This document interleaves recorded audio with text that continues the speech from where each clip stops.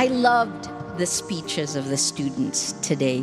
They were incredible because these times will hopefully teach you the same lesson I learned. You don't know who you are until you're tested, until you fight for what you believe in, because that defines who you are. But you're Harvard. You better get your facts right. Because now you are being tested. The chilling effect means that many are choosing to stay silent because there are consequences to speaking out. I'm shocked at the fear and anger, the paranoia splitting open the major fracture lines of society, the inability to listen. What happened to us in the Philippines? It's here. The campus protests are testing everyone in America. Protests are healthy. They shouldn't be violent. Protests give voice. They shouldn't be silenced. After all, we were in hell and now we're in purgatory, right? It can get better. And here are 3 ways we've learned, right? 1, choose your best self. 2, turn crisis into opportunity. And 3, it's wonderful to have heard this several times from the stage today.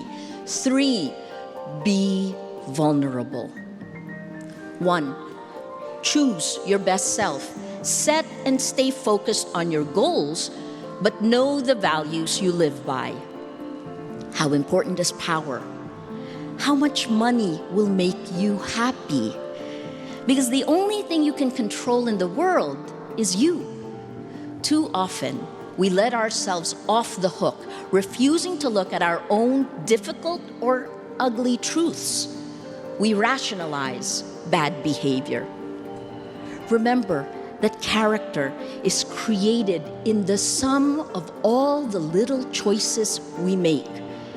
If you're not clear about your values, you may wake up one day and realize you don't like the person you've become. So choose your best self. I said this in the Nobel lecture.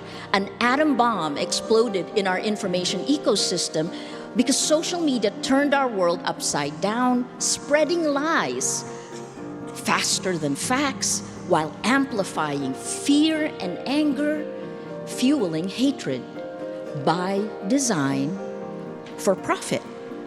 Whether it's the AI of social media or generative AI, we don't have integrity of information. We don't have integrity of facts. And here's 3 sentences I've said over and over.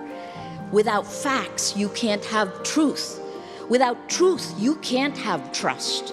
Without these 3, we have no shared reality, no rule of law, no democracy. We can't begin to solve existential problems like climate change.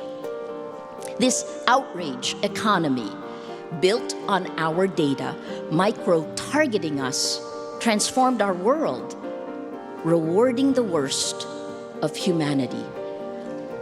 Online violence is real-world violence.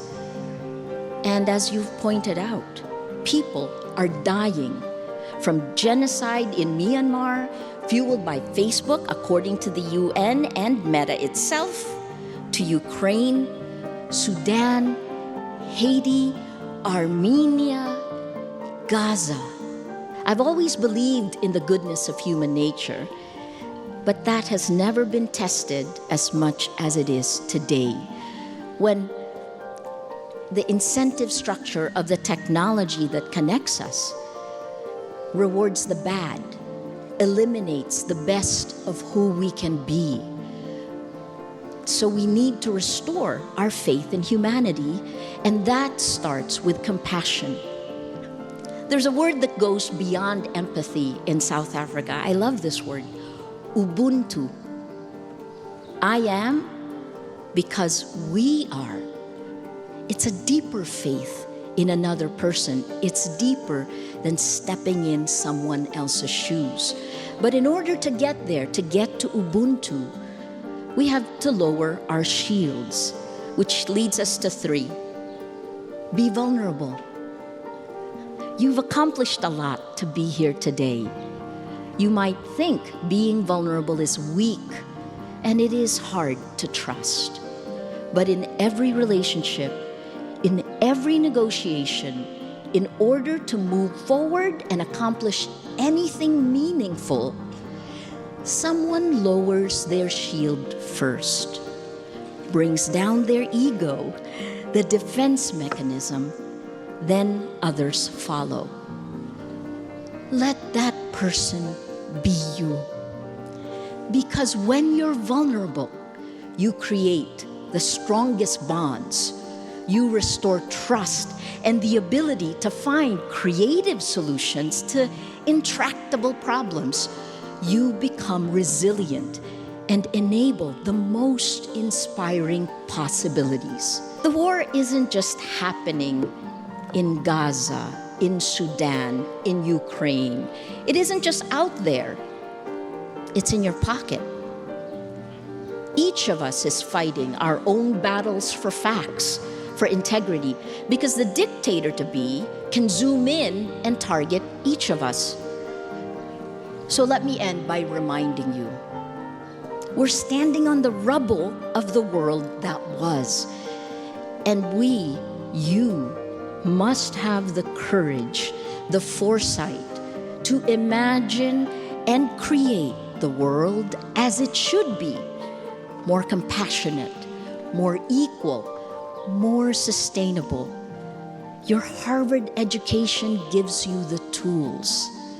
Make it a world that is safe from fascists and tyrants.